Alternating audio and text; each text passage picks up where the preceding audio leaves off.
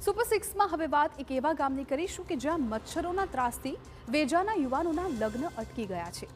તમને થશે કે આવું થોડી હોય, પરંતુ જી હા, આ સત્ય છે। રાજકોટના વેજા ગામની એક ચોંકાવનારી અને શરમજનક સ્થિતિ સામે આવી કે જ્યાં માણસો નહીં પણ હવે પશુઓ પણ મચ્છરદાનીમાં રહેવા મજબૂર બન્યા। ગામમાં મચ્છરોનો ત્રાસ એટલો વધી ગયો કે લોકો હવે અહીં દીકરીઓ આપવા તૈયાર નથી। રાજકોટ જિલ્લાના વેજા ગામમાં મચ્છરોનો ઉપદ્રવ હવે જીવલેણ બની ગયો છે। ગામમાં સાંજ પડતા જ મચ્છરોના ઝુંડ લોકો પર તૂટી પડે છે। પરિસ્થિતિ એટલી વિકટ બની ગઈ છે કે ગામમાં આવતા મહેમાનો પણ રાત પડતા પહેલા જ ગામ છોડીને ભાગી જાય છે। માત્ર એટલું જ નહીં, આ સમસ્યાએ ગામના યુવાનોના લગ્ન જીવન પર પણ અસર પાડી। લોકો પોતાની દીકરીઓ આ ગામમાં આપવા તૈયાર નથી, જેને કારણે ગ્રામજનોને સામાજિક અને માનસિક રીતે ભારે શરમ અને લાચારીએ ઘેરી લીધા છે। મેન પ્રશ્ન તો સાહેબ આ મસરનો છે। મસરનો ત્રાસ છે। કોઈ હગાવાલા રહ્યા વેવાય વેલા કોઈ રાત રોકાવા માગતું નથી।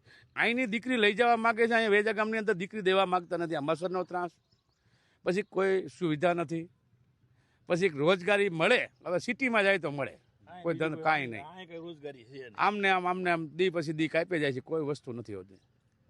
હા, મચ્છરના કારણથી કોઈ રહેવા જ નથી માગતું અહીંયા। વેજા ગામમાં મચ્છરોના આ ત્રાસ પાછળનું મુખ્ય કારણ છે ગામની ભાગોળમાં આવેલું નાળું, જેમાં ઉગેલી જળકુંભી હવે મચ્છરો માટે પ્રજનનનું કેન્દ્ર બની ગઈ છે। આ જળકુંભીને કારણે પાણી સ્થિર થઈ ગયું અને તેમાંથી મચ્છરોની સંખ્યા અણઘડ રીતે વધી રહી છે।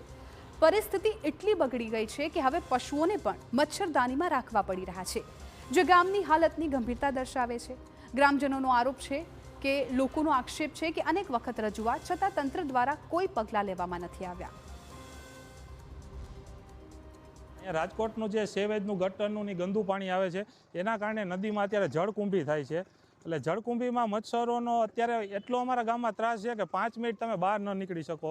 સાંજના તમે 5 મિનિટ ટ્રાવેલિંગ કરતા હોય તો તમે ટ્રાવેલિંગ ન કરી શકો। પ્રાણીઓને, બાળકોને, લોકોને અસહ્ય ત્રાસ છે। ગામમાં તમે રહી ન શકાય એવી પરિસ્થિતિ છે। એટલે અમારે ઓથોરિટીને એક વિનંતી છે કે આ જળકુંભીના નિકાલ માટે કંઈક વ્યવસ્થા કરવી જોઈએ। બાજુમાં સ્માર્ટ સિટી અને અટલ સરોવર આવેલું છે, બરાબર, આના હિસાબે ત્યાં બી પ્રશ્ન ઉદ્ભવ્યો છે। વેજા ગામની આ સમસ્યા માત્ર આરોગ્યનો મુદ્દો નથી, પરંતુ ગામની પ્રતિષ્ઠા, સામાજિક વ્યવસ્થા અને લોકોના જીવન પર સીધી અસર કરી રહી છે। હવે જોવાનું એ રહેશે કે તંત્ર ક્યારે જાગે છે અને આ મચ્છરોના આતંકમાંથી ગામને ક્યારે મુક્તિ મળે છે।